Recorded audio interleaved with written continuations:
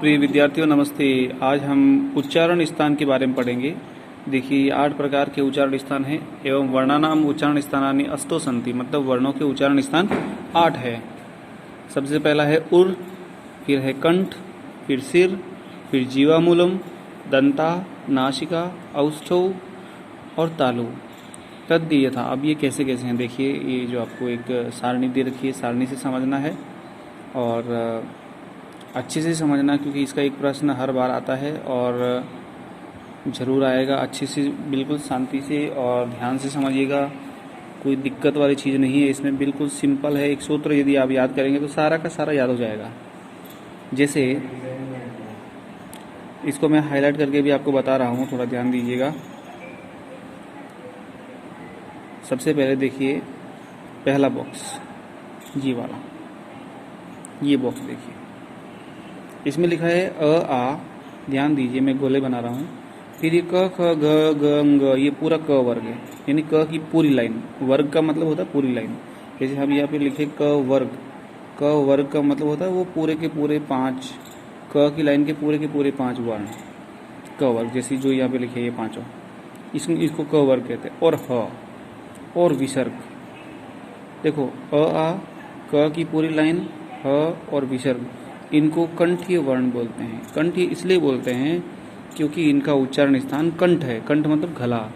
यदि जैसे आप क को बोलिए क, तो ऐसा लगेगा कि जैसे ध्वनि आपके गले से निकल रही है। अ, क, ख, घ, घ, ng, ह और विसर्ग, इनको जब बोलेंगे तो ऐसा लगेगा कि ध्वनि आपके गले से आ रही है, और इन सब का उच्चारण स्थान गला ही है, इसलिए इनको कंठीय कहते हैं। सब कंठ से, इनकी ध्वनि कंठ से निकलती है। इसका सूत्र है, मैं लिख रहा हूँ, देखिए मैंने बताया था आपको कि मैं इस सूत्र के द्वारा समझाऊंगा। तो इसका सूत्र है अकुह विसर्जनीयानाम,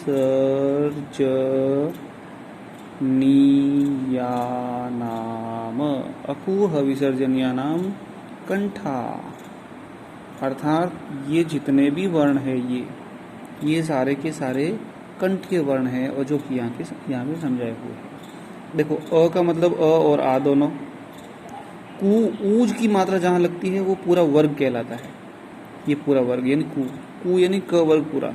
फिर विसर्जन ह, ये देखो ह भी आया हुआ बीच में, और विसर्जनीय नाम मतलब विसर्ग की विसर्ग, ये सारे के सारे कंठीय वर्ण हैं। तो सूत्र रहेगा हमारा अकुह विसर्जनीय नाम कंठाह, कंठाह, यहाँ पे विसर्ग आएगा। फिर दूसरा देखिए नंबर 2 में आप देखिए ई च वर्ग पूरा, ये य और ये वाला स, ध्यान दीजिए ये वाला स, और इनका उच्चारण स्थान है तालु, और ये है तालव्य वर्ण। अब उच्चारण स्थान का पता कैसे करेंगे आप देखिए। आपको लगता है कि भाई हमें पता नहीं सर तालु कहाँ है, आगे है कि पीछे, तो आप च बोल के देखिए। च बोलने पर आपकी जीभ जहाँ ऊपर टच हो रही है, जिस जगह पे टच हो रही है ऊपर मुंह के अंदर जीभ, च बोलिए च, तो जीभ ऊपर जहाँ टच हो रही है उसको तालु बोलते हैं। उस भाग को हम क्या बोलते हैं? तालु। और ये जितने भी वर्ण ई च छ ज ज य श, ये सब तालव्य वर्ण है, क्योंकि जब हम बोलते हैं इनको तो हमारी जीभ का प्रयास किधर जाने का होता है? तालु भाग की तरफ जाने का प्रयास होता है, इसलिए इन सबको तालव्य वर्ण कहते हैं। और इसके लिए भी एक सूत्र है जो आप याद रखेंगे। जैसे अकुह विसर्जनीय नाम कंठा था, तो इसके लिए होगा इचू यसानाम तालु, इचू यसानाम तालु, ये सूत्र है इसके लिए। तो देखिए आप ई का मतलब ई, चू का मतलब होता है च वर्ग पूरा, ये देखिए च वर्ग पूरा, और ये वाला य और ये वाला स, इन सबको मिला के तालु बोलते हैं। इचू यसा नाम तालु। अब यहाँ पे तीसरी लाइन में चलिए आप, तीसरी लाइन देखिए। तीसरी लाइन में जो वर्ण है, एक तो है री, एक ट वर्ग पूरा, आप देखिए ट वर्ग पूरा, फिर ये वाला र और ये स, तो इन सबको बोलेंगे हम ऋतु रसाणाम मूर्धा। इनको क्या बोलेंगे हम? ऋतु रसाणाम। में सूत्र लिख देता हूँ आपके यहाँ पे, देखिए ऋतु रसाणाम मूर्धा, ऋतु रसाणाम मूर्धा। अब आपको पता नहीं चलेगा भाई मूर्धा है कहाँ, तो आप ट बोल के देखिए, ट, ठ, ड, ढ, ण। इस समय आपकी जीभ कहाँ जा रही है? तालु से थोड़ी सी पीछे की तरफ जा रही है। तालु के पीछे वाला भाग मूर्धा कहलाता है। तो ये सारे के सारे मूर्धन्य वर्ण हैं। कौन कौन से? री, टू, र और श। टू मतलब ट वर्ग पूरा। ये ट के अंदर जो 5 वर्ण है, पांचों के पांचों टू कहलाते हैं। कू का मतलब क के पांचों वर्ण, चू का मतलब च के पांचों वर्ण, टू का मतलब ट के पांचों वर्ण, इसी तरह से तू का मतलब त के पांचों वर्ण और पू का मतलब प के पांचों वर्ण। बस इस तरह से आपको ये ध्यान रखना वर्ग का। इसके पश्चात नेक्स्ट देखिए, चौथा देखिए आप, लृतु लसानाम दंता। नेक्स्ट देखिए लृतु लसानाम दंता, ये वाला, ये जो लिखा हुआ है ये, इसके लिए मैं सूत्र लिख रहा हूँ। लृतु लसानाम, लृतु लसानाम, इनको आप याद करेंगे तो बड़ा आनंद आएगा आपको। सबको एक साथ लिख के जब आप इनको गाएंगे ना, तो मैं कहता हूँ आपको 1 घंटे में सारे याद हो जाएंगे और ये वर्ण आपको याद करने की जरूरत ही नहीं पड़ेगी। कौन सा कहाँ है, कौन कौन से आते हैं, कोई दिक्कत नहीं है। आप सीधे ये सूत्र गाओ आप बड़े लय और ताल से। जैसे इसको पढ़ेंगे हम, लृतु लसानाम दंताः, तो लृतु लसानाम का मतलब, लृ का मतलब क्या हुआ? लृ। टू का मतलब त वर्ण, त वर्ग पूरा, त में जो 5 आ रहे वो पूरे। फिर ये ल, देखो ये ल और ये वाला स, लृतु लसानाम दंता, अर्थात ये दंतीय वर्ण है। कैसे वर्ण है? दंतीय वर्ण। इसके पश्चात आप देखिए नेक्स्ट, उपुधमनिया नाम, इसका एक सूत्र है उपपदमनिया नाम। उपुधमनिया नाम,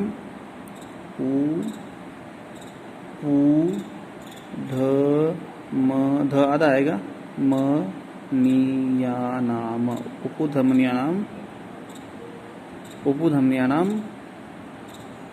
और ये रहेगा आपके ओष्ठ्य।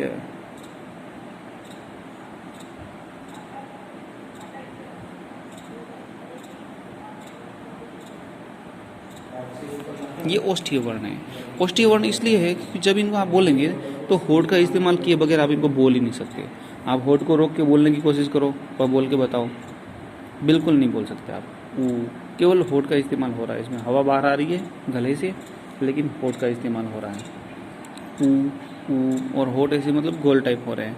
प फ ब, दोनों होठ आप देखिए आप चिपक रहे हैं दोनों, इसलिए होठ का इस्तेमाल हो रहा है, इसलिए इनको होठ यानी लिप्स, ओस्ट यानी लिप्स, अर्थात यहाँ पे आप लिप्स का इस्तेमाल कर रहे हैं। जब लिप्स का इस्तेमाल करते हैं तो उनको ओष्ठीय वर्ण कहते हैं। ओष्ठीय, ओष्ठ वाले यानी होठ वाले वर्ण। तो उपपदमनिया नाम जो सूत्र है वो है उ और पू का मतलब होता है प वर्ग पूरा। देखिए तो उपुधमनिया नाम ओष्ठीय, अर्थात उ और प वर्ग पूरा, ये सारे के सारे ओष्ठीय वर्ण। फिर इसके बाद में नेक्स्ट उच्चारण स्थान है अपना नासिका। देखो नासिका मतलब नाक, नोज है ना। तो इसके लिए सूत्र रहेगा यमंगणनम। सूत्र क्या रहेगा आपके? यमंगणनम नासिका। ये माहेश्वरी सूत्र भी है, आप ध्यान दीजिए।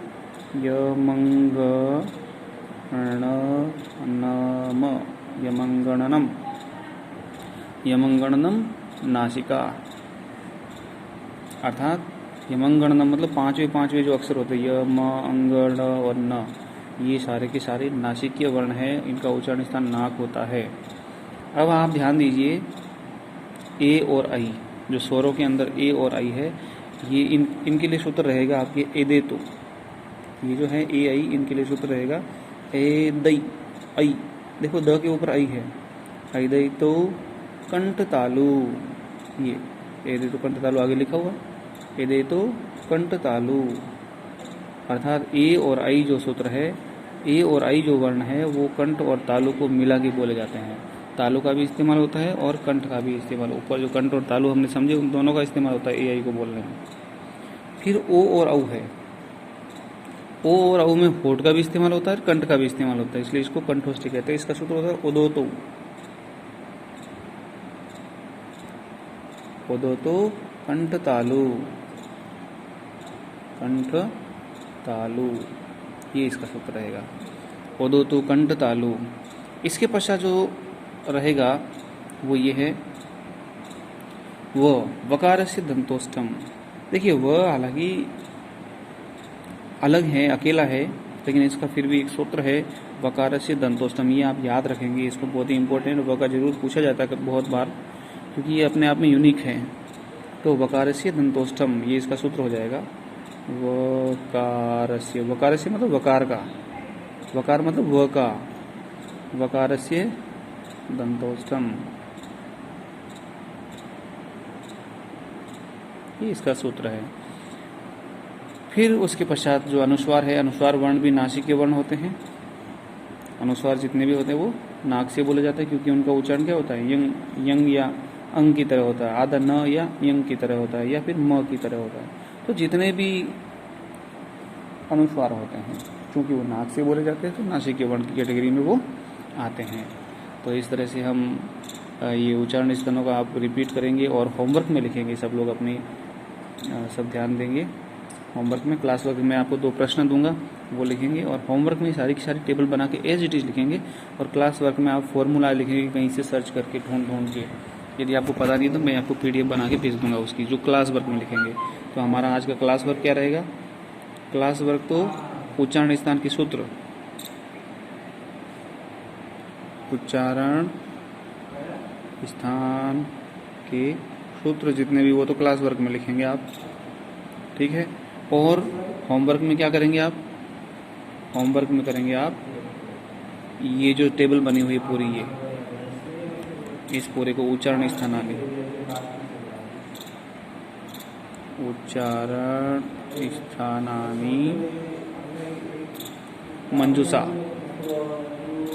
ये उच्चारण स्थान की जो मंजूषा बनी हुई है, इसको आप करेंगे। Okay, have a nice day, thank you, धन्यवाद, शुभ दिन।